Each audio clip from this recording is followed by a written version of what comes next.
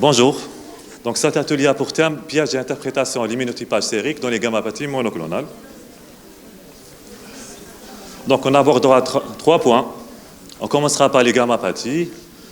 Ensuite, on fera le dépistage de ces gammapathies et on terminera par l'immunotypage. Donc je commence. Les gammapathies monoclonales, c'est une prolifération d'un clone plasmocytaire au niveau de la moelle qui sécrète soit une immunoglobuline complète, soit des chaînes légères monoclonales. On distingue le myélome multiple, le MGUS, aux gammapathies bénignes, et la macroglobulinémie de Waldenstrom, qui sont de loin les gammapathies les plus fréquentes. On a aussi des gammapathies qui sont beaucoup moins fréquentes, comme la maladie des chaînes lourdes alpha, le POEMS et le plasmocytome. Le myélome représente 10 à 15% des hémopathies malignes. Et on observe une légère prédominance masculine. Sur le plan clinique, on a des douleurs osseuses, des fractures, l'asthénie. Sur le plan radiologique, on observe des tassements vertébraux, l'ostéolyse, une déminéralisation et des géodes. Pourquoi? Parce que le clone plasmocytaire au niveau de la moelle provoque une lyse osseuse. Sur le plan biologique, donc on a une prolifération du clone plasmocytaire. La plasmocytose, en général, elle est supérieure à 10%. On observe aussi de l'anémie, l'hypercalcémie et l'insuffisance rénale. Le MGUS, alors, représente 60% des gammapathies monoclonales. Il touche plus de 3% des adultes âgés de plus de 50 ans. Et le taux de progression est de 1% par an. Donc le MGUS peut progresser, peut évoluer vers un myélome. Sur le plan diagnostique, le diagnostic est simple. Donc on a un composant monoclonal à l'EPP avec une plasmocytose négative, donc elle est moins de 10%, et absence de signes de Crabbe. Les signes de Crabbe, c'est quoi? C'est l'hypercalcémie, l'anémie, l'insuffisance rénale et lésions, donc les lésions osseuses. La macroglobulinémie de Waldenstrom, donc il s'agit d'un syndrome lymphoprolifératif B qui est caractérisé par une infiltration plasmocytaire au niveau de la moelle. Donc le myélome, c'est une infiltration plasmocytaire. Dans le Waldenstrom, c'est une infiltration lymphoplasmocytaire. Donc un lymphocyte B qui présente les caractéristiques d'un plasmocyte. Et une immunoglobuline monoclonale de type IgM. L'IgM, comme vous le savez, c'est une molécule pentamérique. Donc on a constituée de 5 immunoglobulines. Le Waldenstrom, c'est une hémopathie plus rare que le myélome, donc c'est 1 à 2% des hémopathies, avec une nette prédominance masculine. Sur le plan clinique, on a des signes qui sont liés aux propriétés physico-chimiques de l'IgM. Comme vous le savez, l'IgM, c'est une grosse molécule. Donc ça donne un syndrome d'hyperviscosité, on peut avoir aussi de l'épistaxis, des confusions mentales, des céphalées, des hémorragies rétiniennes. On a aussi des signes qui sont liés à l'infiltration tumorale. Donc une infiltration de la moelle, on peut avoir aussi de l'anémie, de la thrombopénie. Et comme c'est un clone qui peut migrer, donc on a des adénopathies et des splénomégalies. Très bien. Maintenant, on passe au dépistage. Vous savez, le dépistage des gammapathies se fait par électrophorèse. L'électrophorèse, c'est quoi? C'est une séparation des protéines selon leur charge et leur poids moléculaire en plusieurs fractions. On a la fraction albumine, alpha 1, alpha-2 globuline, bêta-1 et bêta-2 globuline et gamma-globuline. D'accord? Donc, il faudrait faire la distinction entre une hypergamma polyclonale et une hypergamma monoclonale. D'accord? L'hypergamma polyclonale est caractérisée par une base large et un sommet arrondi, alors que l'hypergamma monoclonale, elle est caractérisée par une base étroite et un sommet pointu. Donc on a des cas classiques, les cas typiques. On a un clone important avec une base étroite et un sommet pointu. Mais on peut avoir aussi des cas atypiques. Donc là on a un clone vers la fin des gamma-globulines, mais la base elle est polyclonale. D'accord? Donc il ne faudrait pas passer à côté. On a aussi un petit clone, mais toujours dans un paquet polyclonal. Là, on a le composant monoclonal entier.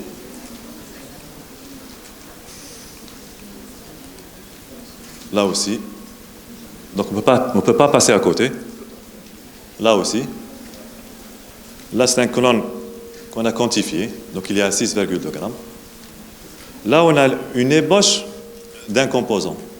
Donc le début d'un composant, un composant qui émerge. D'accord? Donc il ne faudrait pas passer à côté. Très bien. Comment on explique la présence de ce composant, d'un composant au niveau à l'EPP? Donc au niveau de la moelle, on a un clone qui prolifère au détriment des autres lignées, qui sécrète une immunoglobuline monoclonale, donc qui présente les mêmes propriétés physico-chimiques, donc la même migration, et ça donne un composant monoclonal à l'EPP. D'accord? L'aspect polyclonal, donc on a une diversité de plasmocytes qui sécrètent une diversité d'immunoglobulines, qui possèdent des propriétés physico-chimiques différentes, donc une migration aléatoire. C'est pour cela qu'on a un aspect en dôme, en colline, ce qu'on appelle un aspect hétérogène. D'accord? On a un troisième aspect qu'on appelle la restriction de l'hétérogénéité. C'est quoi? Donc on a 2-3 clones qui prolifèrent et ça donne des petites déformations au niveau de la zone des gamma-globulines. OK? En général, ça touche le sujet âgé, 70 ans, 80, 90 ans, où le système immunitaire est faible. Donc il n'arrive plus à lutter contre ou à éliminer certaines cellules tumorales qui commencent à émerger. D'accord? On peut le voir aussi en cas d'infection virale. On a 2-3 clones qui émergent. Très bien. Là, on a une petite déformation au niveau de la zone des gamma-globulines. Là aussi. Donc, c'est une restriction de l'hétérogénéité. OK? Là aussi. Maintenant, vous savez faire la différence entre un aspect monoclonal, polyclonal et une restriction de l'hétérogénéité. D'accord? Très bien.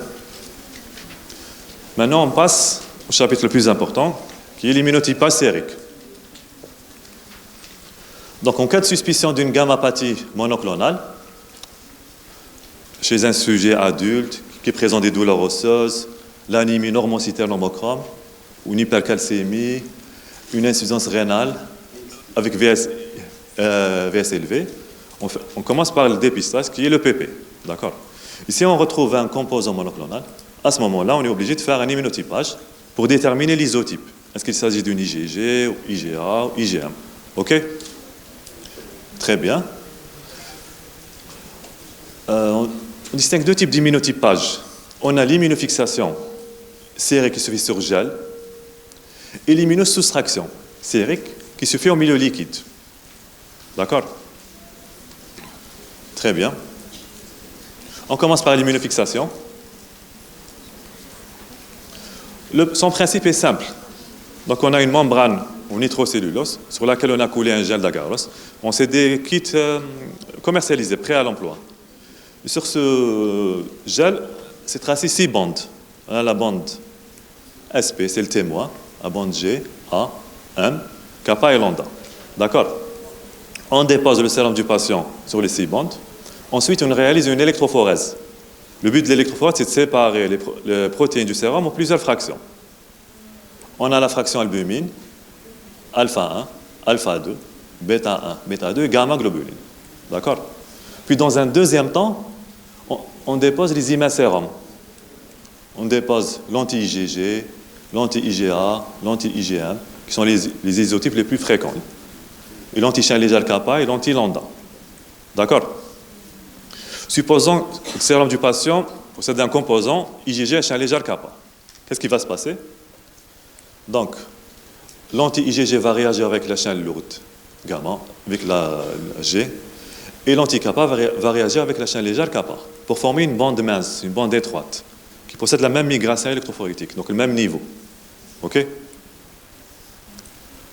Donc le résultat, c'est une IgG à chaîne légère kappa.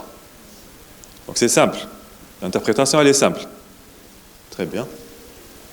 Là, on a un autre résultat, une autre immunofixation.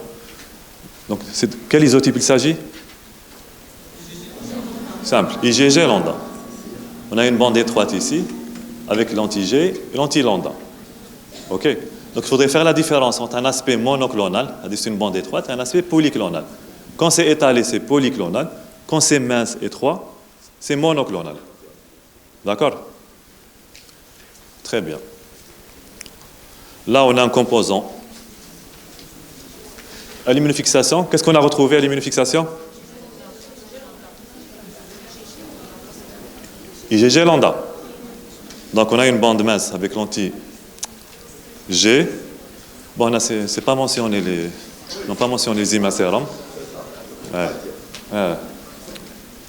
Donc, ils ne sont pas mentionnés. Hein. Bon, là c'est une G, là c'est la G, A, M, kappa et lambda. OK? Là, c'est même pour les... Bon. Deuxième cas. D'accord. Est-ce qu'il y a un composant d'abord? Non. Il n'y a pas de composant. Mais pourquoi vous avez fait alors? Des fois, la clinique elle est en faveur. On fait Donc, à l'immunofixation, c'est négatif. Absence de composant, d'accord. Comment? À l'électrophorèse, on n'a pas de composant monoclonal. Il n'y a pas de pic. Très bien. Très bien. Troisième cas. IgA kappa. On a un composant important au niveau de la zone des gamma-globulines. Quand on a fait l'immunofixation, on a retrouvé une IgA kappa. L'IgA a tendance à se polymériser. Donc c'est pour cela qu'on a ce genre de... On a deux bandes qui sont associées. D'accord? Donc c'est une IgA à chaîne légère kappa. Très bien. On passe au quatrième cas. Et là?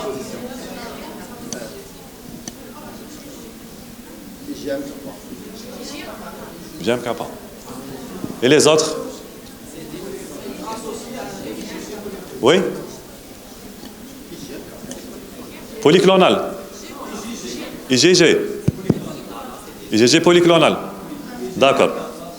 Donc, on a une IgM, chaîne légère kappa, c'est monoclonal. On a une bande étroite, une bande mince. Alors, c'est des polyclonales. On ne les considère pas, ce n'est pas important. D'accord. Donc, IgM, chaîne légère kappa. Très bien. Et là?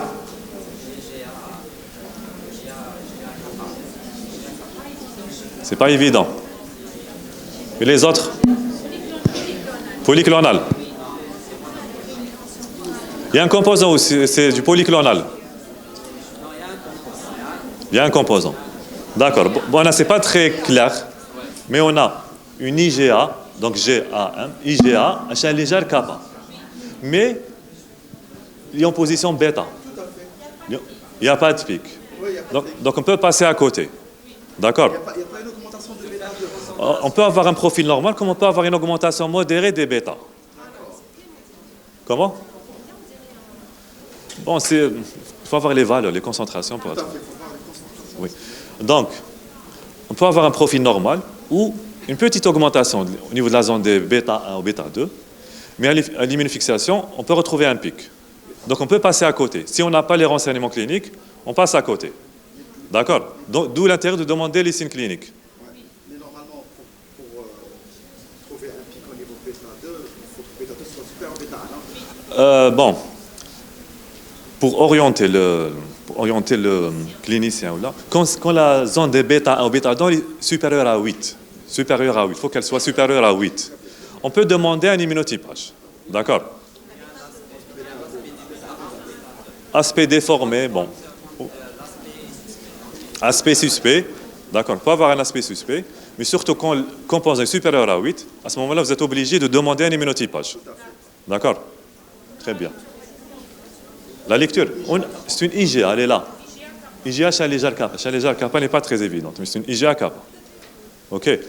Aussi, on peut avoir une hypogamma avec augmentation des bêta, bêta 1, bêta 2. Là, c'est fortement évocateur d'une gammapathie. Oui. Là, on peut avoir aussi un dédoublement au niveau de la zone des bêta. Là aussi, c'est fortement évocateur d'une gammapathie. Donc là, on a un dédoublement. On peut avoir un dédoublement. D'accord? Donc ça évoque une gammapathie. Il faut demander un immunotypage. D'accord? Très bien. Et là?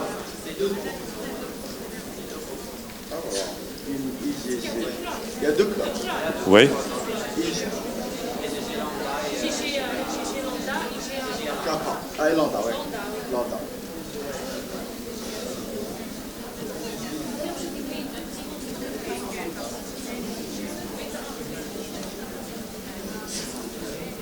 Oui.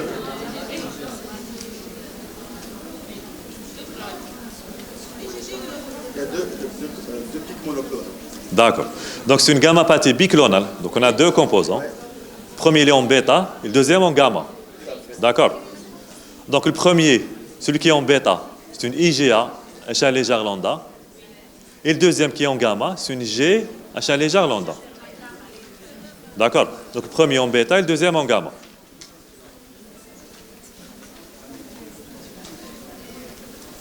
C'est bon, c'est clair? Allez, on passe. Maintenant, on passe à l'immunosoustraction.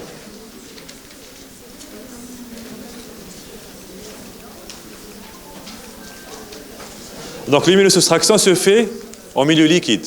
Ça peut se faire soit sur capillaris ou le V8. D'accord? Comment elle se fait? Elle se fait en deux temps. Elle est réalisée en deux temps. Dans un premier temps, le sérum il est incubé avec les immunosérums anti-IgG, AM, kappa et lambda. En cas de présence du composant, il va former un complexe. Après, il va se précipiter. Donc, il va être soustrait. Puis, dans un deuxième temps, on réalise une électrophorèse. OK? En pratique, comment ça se passe? Donc, on a une cupule composée de 6 puits. On dépose le sérum dans les 6 puits. Premier puits, c'est un témoin. D'accord? Supposons que le sérum contient un composant IgG champ léger kappa. OK? Donc, on avait dit que le premier puits est le témoin.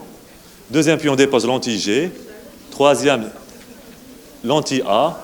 Quatrième, anti-M. Anti-kappa et anti-lambda. D'accord? L'anti-G va réagir avec le composant pour former un complexe. Et l'anti-kappa va réagir aussi avec la chaîne légère kappa pour former un complexe. Après, ils vont se précipiter. D'accord? Ensuite, on va être éliminé. Ensuite, on va réaliser une électrophorèse. Donc, il y aura une soustraction du composant. D'accord? Donc, c'est clair, l'immunosoustraction. Est-ce que c'est clair? Très bien. Qu'est-ce qu'on observe à l'écran? Là, c'est le premier puits. C'est le témoin. C'est l'électrophorèse. D'accord? Le pic, il est là. OK? Là, on a déposé l'anti-G. On observe une soustraction du composant. Avec l'anti-A, il n'y a pas de soustraction. L'anti-M, non. L'anti-kappa, il y a une soustraction. Et l'anti-lambda, non. C'est une IgG à champ léger kappa. C'est bon, c'est clair? Oui. Très bien.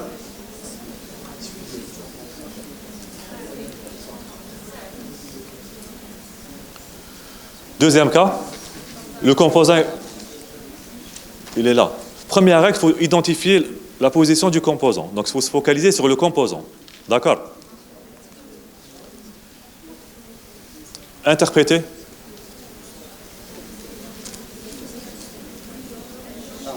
C'est une IgG lambda. Vous êtes d'accord? C'est une IgG lambda. Donc, on a une soustraction avec l'anti-G et l'anti-lambda. C'est une IgG à champ léger lambda. OK? Très bien. Deuxième cas, on passe au deuxième cas. Le composant, il est là. OK. Toujours se focaliser sur le composant. On a une soustraction avec l'anti-G et l'anti-lambda. OK? IgG lambda, très bien. C'est bon, c'est clair pour les autres? Oui. OK. Le composant, il est en bêta.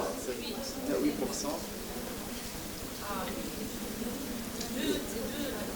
Deux clones. Pourquoi deux clones? Non, IgA, mais le problème, c'est les chaînes légères. Chaîne légère. Pourquoi les chaînes légères? Toutes les deux soustraites. Qu'est-ce que j'ai dit? Il faut toujours se focaliser sur la position du composant. Le composant est en bêta. En bêta. Disparition en IgA. Disparition en lambda. Donc, soustraction avec l'anti-IgA et l'anti-lambda. Voilà. Oui. faut savoir, il y a toujours une soustraction des IgG polyclonales. La soustraction des IgG polyclonales est systématique. Et la kappa aussi. La kappa et lambda. D'accord? La soustraction de la kappa est 2 fois plus importante que la lambda. Pourquoi? Parce qu'elle est 2 fois plus concentrée que la lambda. OK? C'est pour cela qu'il faut toujours se focaliser sur le composant, la position du composant. Très bien. Le pic, il est en bêta 1.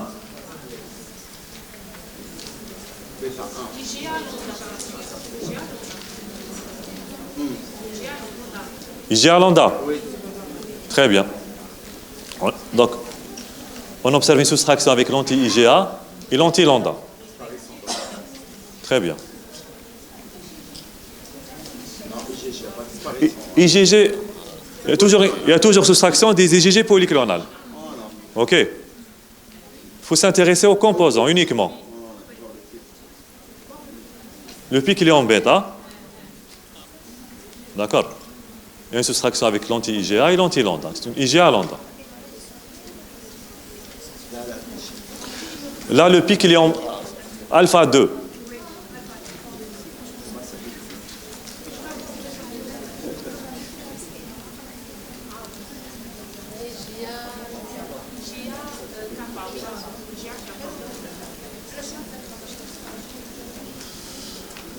Donc, interprétez. IgA kappa. Donc, il y a une soustraction avec l'anti-IgA et l'anti-kappa. Simple. Très bien. Oui. Ma question, lorsqu'il y a du doublement, Oui. donc, là, on ne peut pas savoir où est le pic. On ne peut pas savoir. Il faut d'abord faire l'immunotypage. On ne peut pas. On ne peut pas délimiter. Oui, on ne peut pas délimiter. Je vous en prie. OK, on passe. Et là? IgA kappa. Vous êtes d'accord avec lui? On a une soustraction avec l'anti-IgA et l'anti-kappa. IgA, il se polymérise. C'est pour cela qu'on a 2 pics. D'accord? On a une soustraction avec l'anti-IgA et l'anti-kappa. Très bien.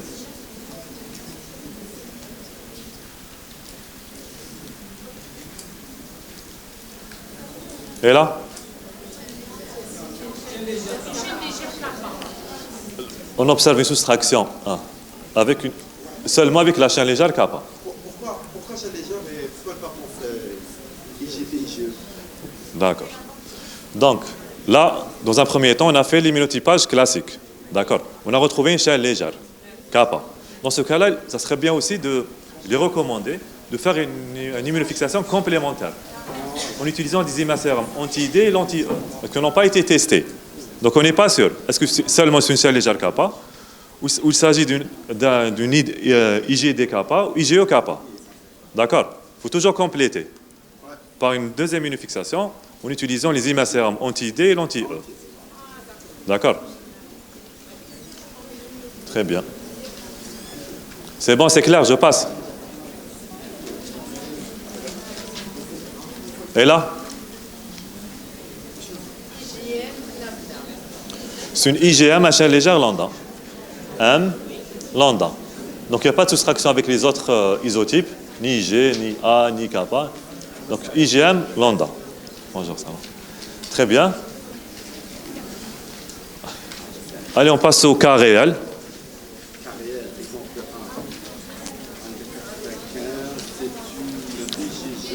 C'est une IgG lambda. Oui, interprétez. Disparition au niveau G.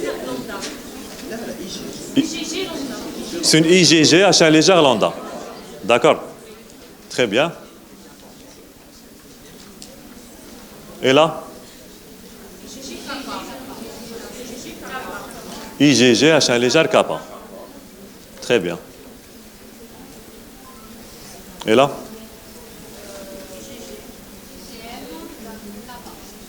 IgM kappa. Vous êtes d'accord avec elle? Très bien. Donc, on observe un aplatissement avec l'anti-IgM et l'anti-kappa. Avec l'anti-IgA, il n'y a pas de soustraction, l'anti-A aussi. Donc, c'est une IgM à chaîne légère kappa. Si. Ah, c'est des IgG. C'est un fort polyclonal. Oui. D'accord. Donc c'est une IgA, machin légère, kappa. Très bien. Et là? Ça, c'est polyclonal. Là, il n'y a pas de composant. Il n'y a pas de composant. OK. C'est polyclonal. Donc on a une soustraction des IgG polyclonales, des kappa et des lambda. Il n'y a pas de composant. OK. C'est bon, très bien. Interprétez.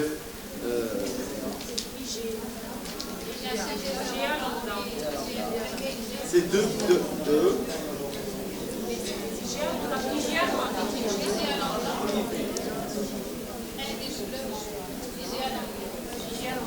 Très bien. Donc c'est une IgA chez un légère lambda. Donc on observe une soustraction avec l'anti-A en position gamma, bêta et gamma. Et l'anti-lambda. D'accord. Comme j'avais dit, l'IgA, elle se polymérise. Qu'est-ce qu'on met comme observation? Aspect biclonal. Présence de deux composants, deux pics. Deux pics. On donne la concentration. L'immunotypage a révélé une IgA chez un légère lambda. Avec probabilité de polymérisation. On peut le dire, mais est-ce que c'est important? C'est pas important pour le clinicien. Très bien.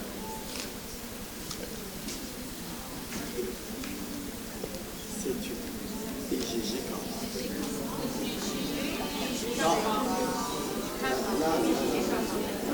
Il y a un cycle bêta.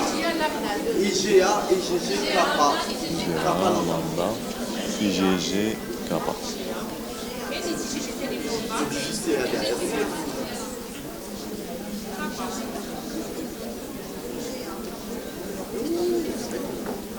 Oui? Comment? IgG. IgG, kappa. IgA, lambda. Très bien. Donc, c'est une gammapathie biclonale. On a deux clones. OK. Le premier clone, l'ion bêta, c'est une IgA, H1 légère lambda, A lambda.